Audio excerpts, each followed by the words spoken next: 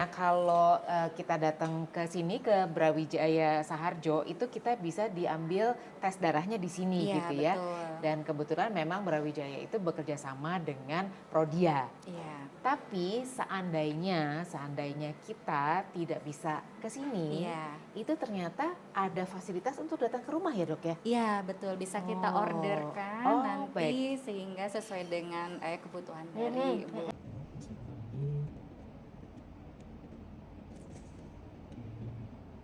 Tarik nafas pelan-pelan ke pelan. Kita boleh janjian di rumah. Home visit. Oh, jadi nggak ada waktu lagi buat nunda-nunda untuk tes genomik karena datang ke rumah aja bisa. Mau kemana lagi coba, ya kan? Karena menopause dan juga Ya udah menopause. udah Oh udah. 2 tahun ya, Mas ya? 2 tahun. Terus usianya berapa itu sekarang? 54. Oh, oke. Jadi maksudnya terus kan stres waktu ngurusin suami segala macem. Jadi kayaknya antara hormonal sama stres juga. Jadi makin besar badannya gitu kan. Besarnya dalam berapa banyak naiknya? Kayaknya kalau di total sih ya dari sebelum menopause sampai sekarang mungkin 10 kiloan deh. Tapi maksudnya 10 kilo nggak benar-benar Langsung, 10 kilo. ya, pelan-pelan. Jadi kayaknya dari pre-menopause tuh udah mulai naik terus ditambah dengan lain-lain. Jadi naik terus. Itu udah tahu belum sebenarnya DNA itu apa, sebenarnya gen itu ada di mana gitu. Jadi sebenarnya kan kalau setiap tubuh kita tuh ada triliunan sel. Nah setiap sel itu punya inti sel. Nah setiap inti sel itu ada namanya kromosom dari pihak laki dan pihak perempuan, ibu dan bapak. Nah di dalam kromosom itu mengandung DNA. Nah, DNA itu yang mungkin ada di gambar sini, sorry ya. Oh ini. Nah ini ada di dalam kromosom itu. Nah ini DNA. Nah DNA ini nih ada isinya, ada kode-kode. Nah kode-kode itulah gen namanya. Oh baik. Nah gen itu manusia itu. Tapi memang 99% sama. Tapi ada yang misalnya gen hitam, putih. Nah ada 1% yang nggak sama. Itulah yang ada nanti hasilnya buat Bapak di sini. Baik. Apa sih yang berbeda gua sama ini? Gitu. Nah ini nanti gen itulah yang akan DNA ini akan memperlihatkan itu. Nah sebenarnya udah ada 4 tuh jenis kriterianya ya. Ada taste perception, ada respon dari makanan gimana Mbak Fenita, terus ada metabolisme nutriennya gimana sih di tubuhnya Mbak Fenita. Nanti ada juga manajemen body dan komposisi ini yang diperhitungkan juga di sini ada ya. Ini udah aku tulis. Oke, nah pertama vitamin mineral. Tubuh kita tuh harus makan dari luar. Nah kalau dirimu membatasi itu, berarti dirimu akan terhalang nih. Nah vitamin itu buat apa? Jadi selain ada karbohidrat, protein, vitamin ini sebenarnya fungsinya sedikit, tapi penting. Misalnya kalau kita mau bikin energi ya, namanya siklus Krebs. Siklus Krebs. Jadi kalau hasil siklus Krebs, bla bla bla bla bla, hasil aindinnya energi. Nah ini ada kofaktor namanya vitamin B1 gitu-gitu. Dia kecil jumlahnya, tapi penting buat siklusnya. Jadi kalau dirimu misalnya makan Dok nggak suka sayur-sayuran, kelihatan dari sini. Nah berarti apa sih? Guilty as charged. Nah, berarti apa gimana caranya? Harus cari gimana caranya supaya ini sayur enak dimakan. Hari ini gue nggak suka sayur, besok harus suka, nggak bisa, emang pelan-pelan. Jadi ini bukan salah satu yang harus bisa begini, tapi harus mulai belajar. Kalau Mbak Fenita, soalnya nanti hasil belakang nggak kelihatan lagi nih, aku ada PR juga. Tapi ini menjadi salah satu PR sih. Oke. Saya tuh makan sayur cuma suka hijau doang, nggak suka yang lain. Tomat nggak doyan. Sebenarnya yang direkomendasiin sama WHO itu 5 warna sehari, termasuk buah dan sayur. Iya, jadi capcay gitu. Saya nggak suka. Suka. Biar bayangin, karena kalau ini nggak bisa bayangin kan. Jadi misalnya warna nih, sayurnya mungkin, oh Dok hari ini gue makan sawi sama wortel, ada tomat nih misalnya. Nah, nanti buahnya mungkin apa, ini, jamu ini, sama ini. Kan kalau makan sebenarnya sama sayur itu disarankan tuh 5 kali sehari. Makan besar pagi, siang, malam ada sayurnya, 2 kali makan buah. Itu udah 5. Itu sudah mencukupi kebutuhan vitamin kita. Oke. Jadi kalau misalnya gini, makan jeruk sehari itu sebenarnya vitamin C kebutuhannya cuma 100 mg per hari. Jeruk 1 udah cukup.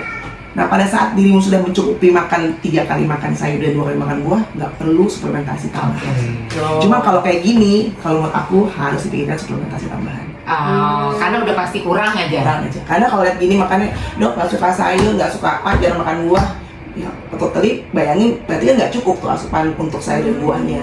Jadi, nah orang-orang seperti inilah dibutuhkan suplementasi sebenarnya. Tapi kalau dok gua makan sayur segala macam, gua makan 3 kali makan, udah cukup. Insya Allah udah cukup. Kecuali pada saat misalnya kayak orang ICU kan butuh sakit misalnya itu dia tinggi juga tuh metabolisme dan tinggi juga kebutuhannya, dan itu butuh kayak vitamin C nggak mungkin 100 mg gue kasih, biasanya gue kasih langsung berapa gram, 3 gram injek karena buat orang-orang kebutuhan kayak COVID nggak mungkin sampai kalau Mbak Fenita biasanya kalau makan 3 kali sehari 2 kali makan buah ya cukup, karena antioksidannya beda. Antioksidannya ya misalnya kalau warna merah ada lycopene, warna kuning, nah itu pingin dong ini gue ingat.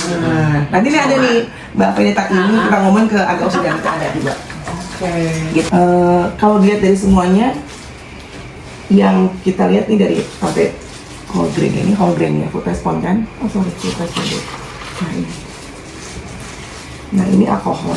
Di sini Mbak Fenita yang harus diiniin ada alkohol, ada kafein, ada laktos sama sodium. Nah, alkohol di sini bahwa metabolisme di tubuhnya Mbak Fenita kalau minum alkohol akan lambat banget. Jadi itu berisiko untuk pembuluh darah, penyakit jadi kayak jantung dan lain-lain. Jadi kayak kafein pun begitu. Jadi slow metabolismenya lebih lambat dibanding orang-orang. Jadi ada hasilnya yang fast.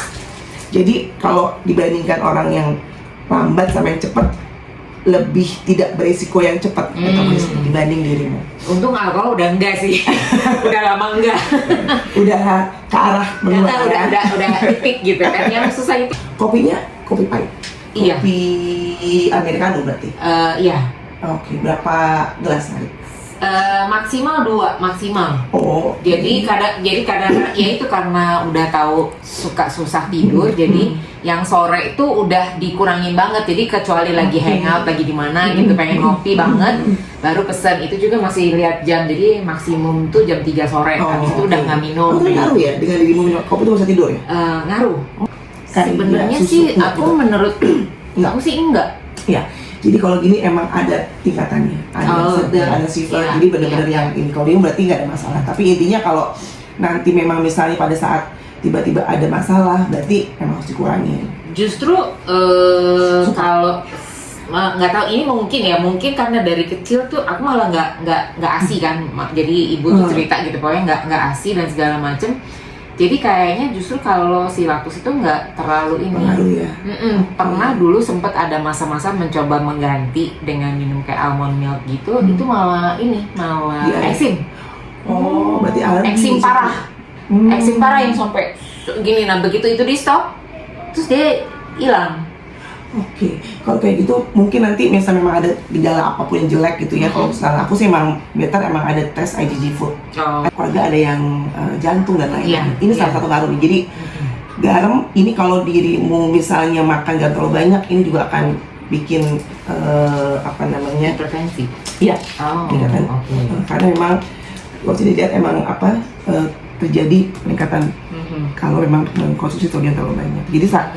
Jadi kalau garam itu yang 4 sendok sehari masih cukup. Kalau dengan begini ya, tapi kalau dengan dirimu, kalau misalnya ada orang kan whole grain itu salah satu karbohidrat kompleks yang kalau naikin gula darah tuh dia lama banget. Bagus sebenarnya untuk menurunkan kadar diabetes.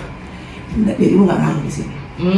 Kalau misalnya dirimu ada diabetes, whole grain ini tidak pengaruh di dirimu. Tapi kalau ada orang yang ada nih pesan berikutnya nih dia ngaruh banget. Jadi kalau sensitif, kalau dirimu makan ini.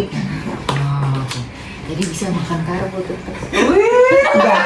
Sebenarnya oke aja, kalsium oke, nggak ada masalah. Kolin juga oke. Kolin itu kayak protein yang kolin terus asam folat itu gunanya kayak metrisasi DNA. Jadi dia itu gunanya untuk ngasih kode ke DNA itu, kasih kayak tanda gitu, tuk. Oh ini jangan dibikin I, jangan dibikin A gitu. Nah kalau tanda ini nggak ada, itu yang kadang-kadang bikin penyakit tertentu karena dia tidak termetrisasi. Itulah secara garis besarnya. Jadi fungsinya. Jadi kalau dirimu ini oke semua ya. Cuman yang mesti dilihat adalah ini adanya iron nih, Fe segala macam nih. Ini omega 3 juga ngaruh. Nah, omega 3 ini itu gunanya adalah antiinflamasi.